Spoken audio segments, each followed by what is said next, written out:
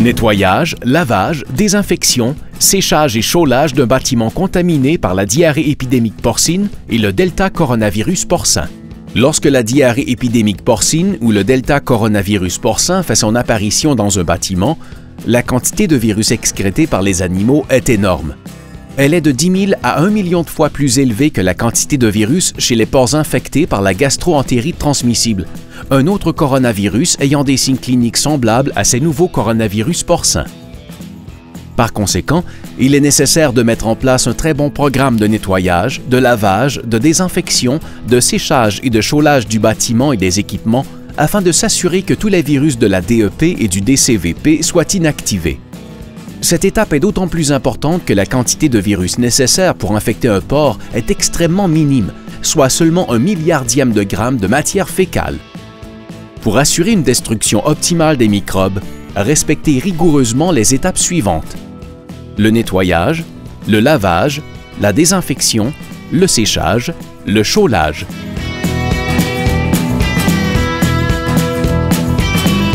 La première étape consiste à préparer les salles et faire tremper les surfaces. Pour ce faire, racler et enlever le maximum de fumier.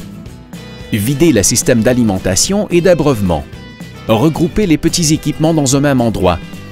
Démonter les tétines.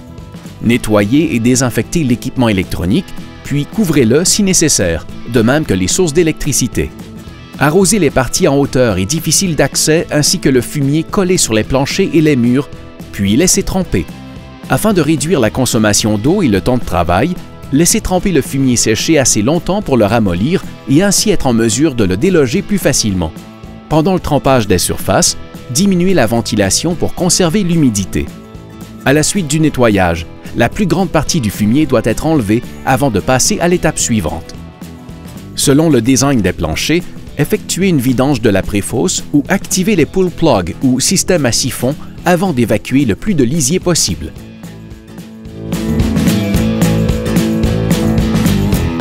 La prochaine étape consiste à laver dans les moindres recoins. Rincez avec un jet d'eau à haute pression pour obtenir des surfaces et des équipements très propres, puis videz à nouveau la préfosse ou activez les pull plugs ou systèmes à siphon. Rincez les lattes dans un sens, puis dans l'autre en projetant le jet d'eau avec un angle pour bien déloger la saleté entre les lattes. Notez que le virus de la DEP peut être détecté dans l'eau de lavage jusqu'à 1 semaine après la contamination. Il est donc essentiel de ne pas recycler l'eau de lavage, mais de bien toujours utiliser une eau propre et exempte d'agents pathogènes. Il est recommandé de vérifier la qualité biologique et chimique de l'eau au moins 1 fois par année. Appliquez par la suite un détergent et le laissez agir pour déloger le biofilm, sans toutefois laisser sécher la mousse.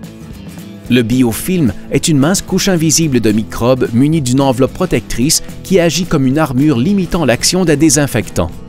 Le détergent est nécessaire pour éliminer le biofilm. Un détergent appliqué après le rinçage aide à déloger la saleté. Il favorise la pénétration de l'eau dans le fumier, solubilise les graisses et déloge plus facilement les saletés tenaces. Cette étape permet de réduire la consommation d'eau. Rincez d'abord le détergent avec un jet d'eau à haute pression, puis enlevez tous les résidus de fumier projetés sur les surfaces à l'aide, cette fois-ci, d'un jet d'eau à basse pression. Poursuivez en allant du plus propre vers le plus sale et dirigez le jet d'eau de gauche à droite et du haut vers le bas. Finalement, éliminez toute accumulation d'eau pour éviter de diluer le désinfectant qui sera appliqué par la suite. En ce qui concerne les petits équipements, appliquez un détergent et le laissez agir. Brossez et rincez pour éliminer la saleté. Remplacez l'équipement très usé dont la surface n'est plus uniforme ou ayant des bouts de métal repliés, car il est très difficile d'y déloger tous les virus. Désinfectez toutes les conduites d'eau avec une solution reconnue pour la décontamination de celles-ci.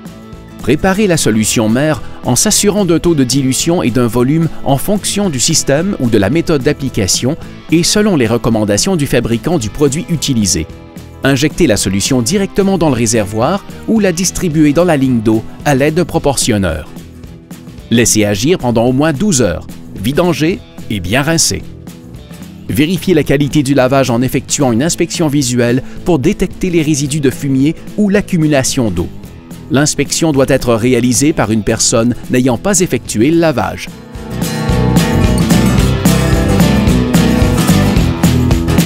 La prochaine étape consiste à appliquer un désinfectant sur des surfaces propres et sans accumulation d'eau de manière à recouvrir toute la surface. Pour une désinfection efficace, le désinfectant doit être reconnu comme étant efficace contre les virus de la DEP et du DCVP. Utilisez le désinfectant en quantité suffisante et selon la concentration recommandée. Augmentez la concentration de désinfectant lorsque les surfaces sont abîmées. Dans certaines circonstances, il se peut qu'une double désinfection avec 2 désinfectants différents et reconnus comme étant efficaces contre la DEP soit recommandée. Advenant le cas, assurez-vous qu'un séchage complet soit fait entre les 2 applications et qu'un minimum de 24 heures soit respecté entre les 2.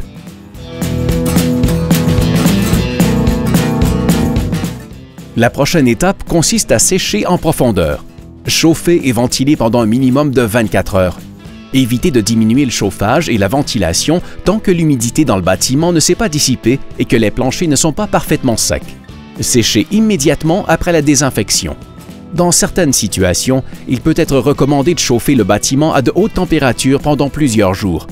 Les nouveaux coronavirus porcins sont relativement sensibles à la chaleur et cela permet de les inactiver, surtout dans les endroits où il est difficile de laver, comme les entrées d'air. À la suite de la désinfection, il serait judicieux de valider la qualité de celle-ci en effectuant des prélèvements environnementaux dans les endroits difficiles d'accès, de même que dans les endroits visiblement mal lavés. Avec l'aide du vétérinaire, déterminez le test le plus approprié et lui demandez d'interpréter les résultats. Il existe différentes recettes pour préparer la chaux liquide. En voici une.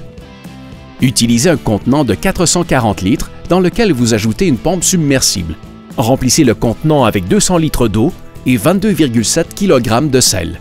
Mélangez l'eau et le sel jusqu'à dissolution complète et laissez reposer 12 heures. Ajoutez 45 kg de chaux au mélange.